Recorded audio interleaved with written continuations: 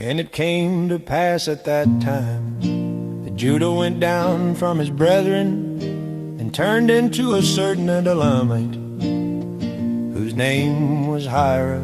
And Judah saw there a daughter of a certain Canaanite, whose name was Shua, and he took her and went in unto her. And she conceived and bare a son, and he called his name Er. And she conceived again and bare a son, and she called his name Onan. And she yet again conceived and bare a son, and called his name Shelah. And he was at Shezib when she bare him. And Judah took a wife for Er, his firstborn, whose name was Tamar. And Er, Judah's firstborn, was wicked in the sight of the Lord, and the Lord slew him. And Judah said unto Onan, Go in unto thy brother's wife, and marry her, and raise up seed to thy brother. And Onan knew that the seed should not be his. And it came to pass, when he went in unto his brother's wife, that he spilled it on the ground, lest that he should give seed to his brother. And the thing which he did displeased the Lord, wherefore he slew him also. Then said Judah to Tamar, his daughter-in-law, Remain a widow at thy father's house, till Shelah my son be grown. For he said, Lest peradventure he die also, as his brethren did. And Tamar went and dwelt in her father's house.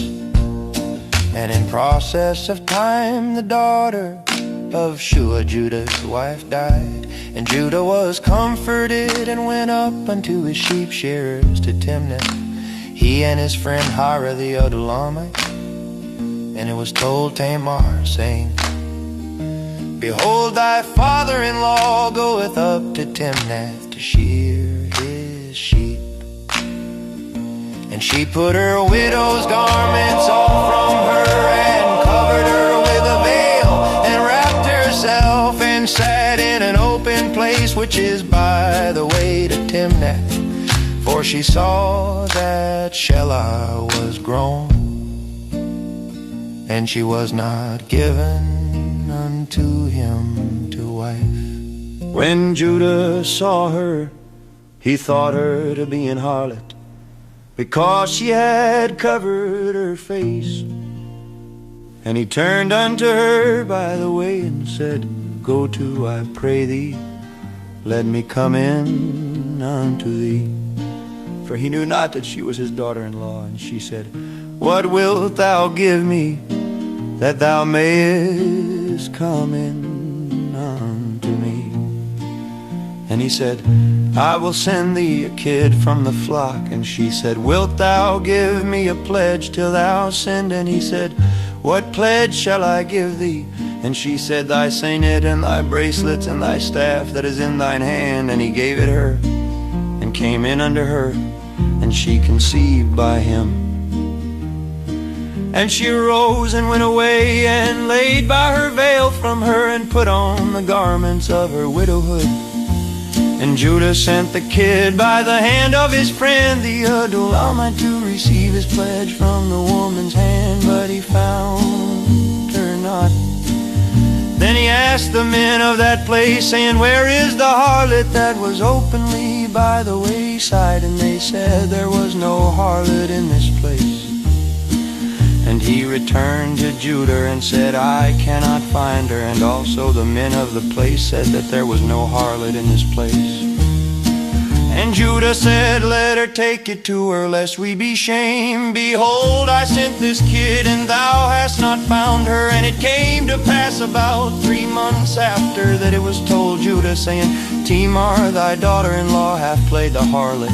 And also, behold, she is with child by whoredom. And Judah said, Bring her forth, and let her be burnt.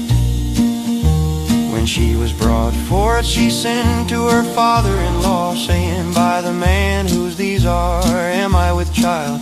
And she said, Discern, I pray thee, whose are these, the signet and bracelets and staff. And Judah acknowledged them and said, She hath been more righteous than I, because that I gave her not to Shelah my son.